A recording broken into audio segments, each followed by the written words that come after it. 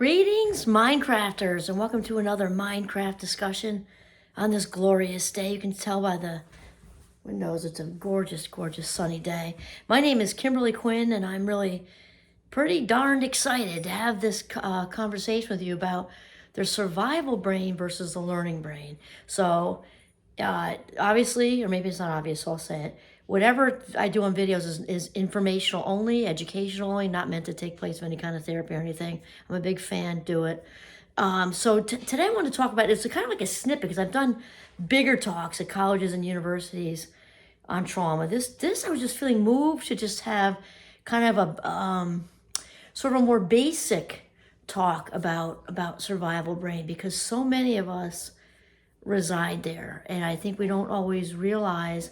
We can kind of lose track of what it's like to even feel good and to feel peace of mind, because their survival brain is really powerful. Because think about it, we are hardwired for survival. So way back when we were being chased around by raptors and diving into caves and things like that, there were positives to being in survival mode, obviously, and planning out the worst case scenarios and everything, because we needed it just to live back then.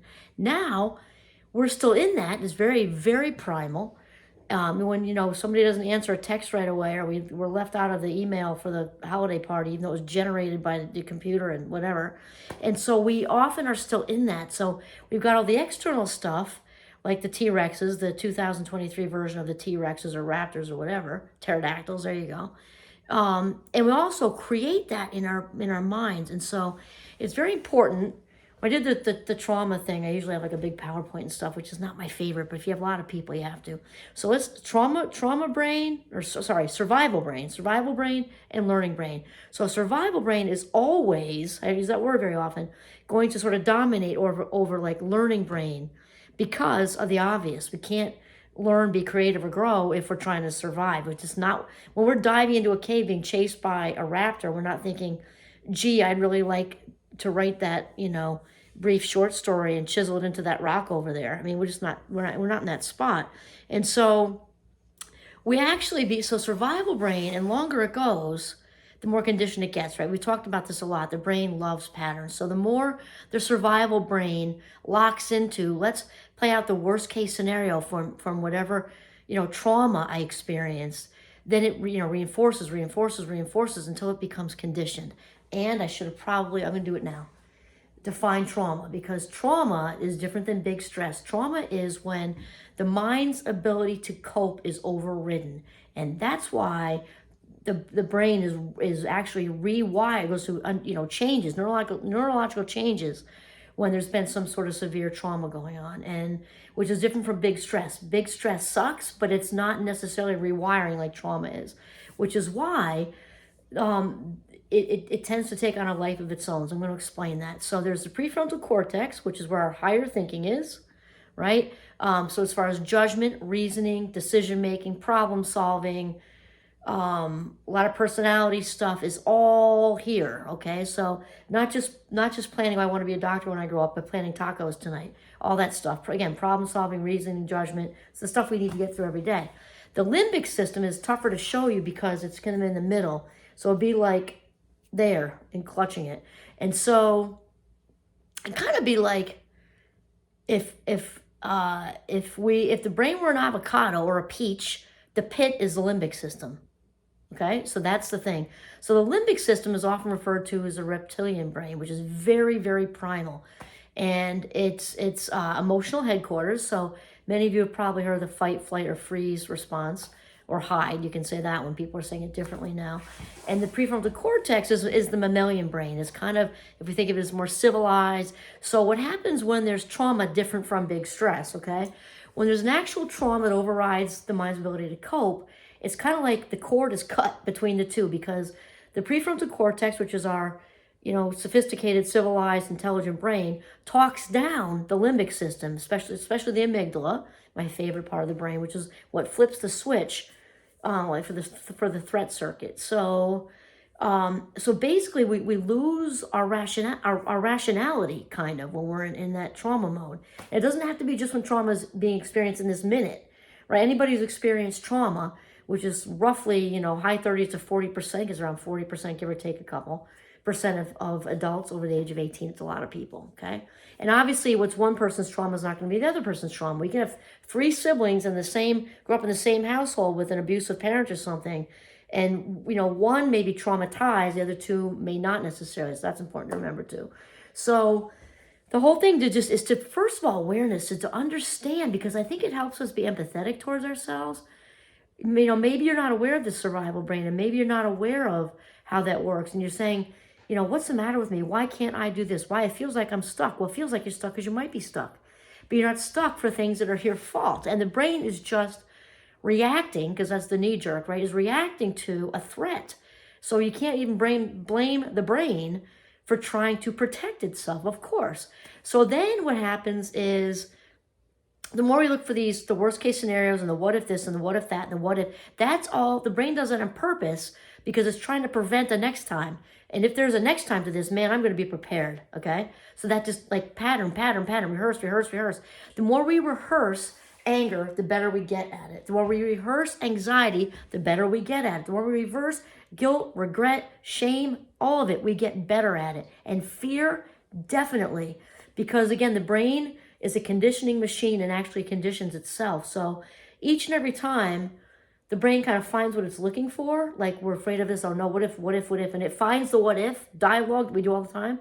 It's it's the same as giving a dog, like, not even a biscuit, but like a prime rib. It's like, okay, you did it, yay, way to go, good girl, so it gets stronger. So here's the thing, when we're locked into survival brain, this is so important for educators to know, at all levels, from pre-K on up through college. And at Champlain, we're doing a lot with trauma-informed stuff.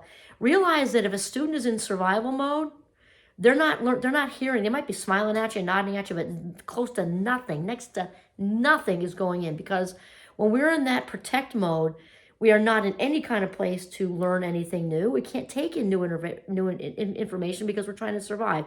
Never mind to be creative and all that really good stuff that just flows out of us. Never mind the happiness and the joy, because we are in default mode. Okay, so it's important here to realize that language of the body is feelings. The language of the mind is thoughts. So when we run those thoughts through enough, what if, worst case scenario, what if, eventually the body gets that, like, okay, the body's really intelligent, has like an intelligence of its own in a sense. The body's like, okay, I get this. And the body just sort of becomes addicted, for lack of a better word, to fear, or addicted to anxiety, because at least I'm actually being inspired by Joe Dispenza at this exact moment. I've done talks about this for a long time, but this exact minute, because he says his sort of I'm paraphrasing, definition of addiction is when the body kind of, it takes a life of its own in the body. Like the body's like, I got this, I know what to do. You can fill it in with substances or whatever, but it works with fear and anxiety. So when we have a full-blown panic attack, the body's like, okay, I got this. And what people don't understand is that with all that conditioning, we've got to kind of uncondition all of that junk and get the crap out before we can reprogram to be in a better, healthier place. And it's really important. And so I'm not poo-pooing talk therapy or anything like that. I'm actually a big fan. It's just also important, and actually Joe Dispenza says this too. Behavior doesn't change from insight. Insight's good, but if we want to actually change, we need to get active, get on the field, like get off the bleachers, off the bench, and get on the field. That's just how it works. And roughly about, again, all this conditioning, about 95% of everything we think, feel, and do every day is automatic, because it's coming from the vault. And a lot of those emotions are deep in there, because whenever we pull up a memory from the past, this is important to know, there's an emotion tagging along, attached to it, like a barnacle on a dolphin. So when we pull up a memory, or the memory pulls itself up, as happens with trauma survivors, we get infiltrated, right? That emotion's going to tag along with it, which is no big surprise when people say, I feel like it's happening. Well, because the emotion from then is kind of corroding and corrupting the now. And so, in addition, again, talk therapy is great. Sometimes medication. I'm not saying anything about any of that. These are complementing. The thing is, we got to get in the driver's seat with really deprogramming that emotion, and really learning how to sit with being uncomfortable. And the thing, or being comfortable with being uncomfortable, is to really, first of all, like, become aware and to realize, okay, I'm, realizing when we're angry, being able to label the emotion and be able to really kind of sit with it with love and kindness and compassion. Because the more we're able to do this, acknowledge. We're not talking about residing in old memories. We're talking about just the emotion. Here it comes again. And then some really good talk back. I'm moving past that now. I am releasing my anger. I am releasing my fear. There are all kinds of meditations out there. And this is another, because I've been listening to him lately. Another Joe Dispenza comment is that there really is no such thing as a bad meditation, because it takes a lot of really deliberate activity to calm down the mind, which calms down the body. The mind's in charge, right? Before the body finally says, okay, I get it. We're not being threatened anymore. And this is really, really important. So, and it goes with the topic of Minecraft, like peas and carrots, because we're about becoming the boss of the brain, right? So the body kind of like, if the mind's the parent and the body's the loving and loved child, loved and loving child, right? The body finally says, okay, I get it. I guess we're not under threat anymore. And we can now open up our heart. We can now open up our heart for all these other things. We can open up to new growth, because here's the thing, we're in survival mode. It's exhausting. There's absolutely no energy left for personal growth or creativity or any kind of expansion, because it's like lockdown mode, right? So when we start to slowly feel this leaving, we're doing a lot of deep breathing, we're doing a lot of calming of the mind and being present in this moment. Because when we are present in this moment, 100%, not 98, when we are present in this moment, there is no room for anxiety, zero. So this takes a lot of work. Just like I do with my students, I'll say, is it simple? Yes. Is it easy? No one said that. And again, the longer that these patterns have been allowed to continue, like a gerbil or a hamster on a wheel, it's going to be a heavier lift to really release that stuff, because the mind and the body want to land on what's familiar. And we even know if what's familiar isn't comfortable, it is actually horribly painful. If that's what's comfortable, that's what's going to continue to land on default until we actively take action to calm it down. And then, wow, let me tell you how much it really, really, really helps to actively do meditations and quieting of the mind. It just helps so much for me. Now, you can do the ones with music and guided and all that. Really, it matters to you what's a big fit. For me, I am as you know, I think many of you have been listening. I think my clearest, and I am the calmest when I'm in motion. So for me, the woods, being out in the woods with Giovanni in this serene, especially in the winter, because I'm a winter person, has been so incredibly healing, because the nature, again, is non-judgmental. So it's not judging, oh, what's the matter with me? There I go, I'm anxious again. Why can't I beat this? What's the matter with me? So-and-so's depressed. I can't be thinking those thoughts. What's the matter with me?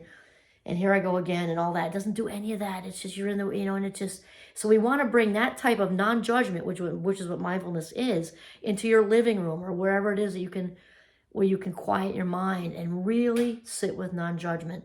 Whatever thing happened to me, my body's become conditioned to be in panic mode or fear mode or guilt, shame, regret, whatever mode. Definitely fear, it's a biggie, right? And now that's not working for me anymore. And now my prefrontal cortex is back in the driver's seat. It was offline for a while, cut off from the limbic system, so it was having a party, kind of like teenagers in a house with no parents. Woohoo! Emotional headquarters, just throwing everything frightening at us.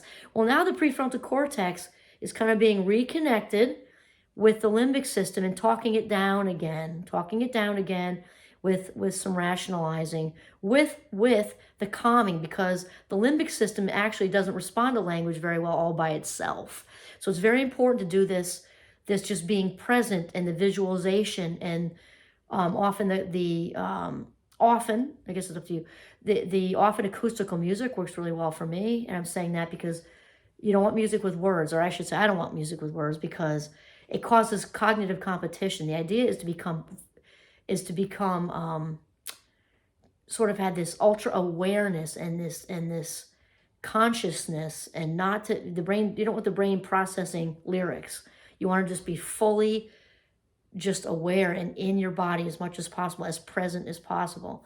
And then also for trauma survivors, of course, there's all different types of trauma, because it can be very difficult for a trauma survivor to be in their bodies. And so there's a trauma-informed yoga, which, though I've not done that myself, I have read about it and I've shown different videos to my students and talked about it. I'm on a team with well-being people, and I'm aware of it.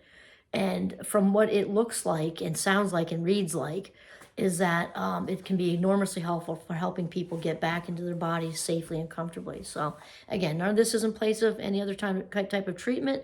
I just wanted to have a talk about survival brain versus learning brain, because awareness is huge. And then I think it helps. I'm on an anti-shame campaign, and I think it can really help people to realize when it feels like they're living a life like they're on a runaway train and they don't have control over it, that there's a light at the end. We can regain control of it, and we can, because neurons that wire together fire together, and we can, just like the brain got rewired from the trauma that happened, it can absolutely heal and become, rewired again to fire off different neurons, to build whole new neural networks, to have you come back even stronger. We call that post-traumatic growth. It's turning our wounds into wisdom. And actually, another Joe, he must be in my head today for some reason. Like Oprah says, wounds to wisdom. And Joe Dispenza, which she's my favorite. Joe Dispenza would say that wounds are the wisdom without the pain. So they're basically saying the same thing. Then we're just left with like the skeleton, that there's no more meat, there's no more, no more substance to the pain anymore. There's just a skeleton, because we can't just delete memories. They don't just go away like that, right? But it has no more power over you. And so understanding survival brain, I think, hopefully has been extremely helpful for you, because it's coming from a very primitive place, and we can overcome it. Awesome. This is Kimberly Quinn signing off from my kitchen in northern Vermont. Have a mindful day.